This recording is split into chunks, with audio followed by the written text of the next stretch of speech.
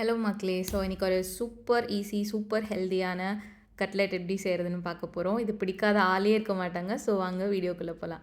அதுக்கு ஃபர்ஸ்ட்டு நல்லா ஹாட் வாட்டரில் சோக் பண்ணி வச்சுருந்த சோயா எடுத்து மிக்சியில் போட்டு கோர்ஸாக கிரைண்ட் பண்ணிக்கோங்க. பேஸ்ட்டாக இருக்க வேணால் இந்த மாதிரி இருந்தால் போதும். அதை நீங்கள் ஒரு பவுலில் மாற்றிட்டு நம்ம கட் பண்ணி வச்சுருக்க அனியன்ஸும் அதில் கொஞ்சம் சேர்த்துக்கோங்க. அதுக்கப்புறம் நான் இன்றைக்கி கொஞ்சம் வெஜிடபிள்ஸ்லாம் பாயில் பண்ணி வச்சுருந்தேன். பீன்ஸ், கேரட், க்ரீன் பீஸ், அப்புறம் ஸ்வீட் கார்ன் எல்லாம். அது கூடவே ஒரு ஸ்வீட் பொட்டேட்டோவும் பாயில் பண்ணி மேஷ் பண்ணி ஆட் பண்ணிட்டேன்.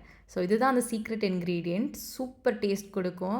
ஸோ அதுக்கப்புறம் நம்ம ஸ்பைசஸ்லாம் ஆட் பண்ணிக்கலாம். அது கொஞ்சம் salt, turmeric powder, chilli powder, coriander powder, கொஞ்சம் மட்டன் மசாலா இதெல்லாம் சேர்த்து எடுத்து வச்சுருந்தேன். இது எல்லாத்தையும் சேர்த்து நம்ம ஆட் பண்ணி நல்லா மிக்ஸ் பண்ணிக்கலாம். எந்த மீட் மசாலாவும் யூஸ் பண்ணலாம், சூப்பராக இருக்கும்.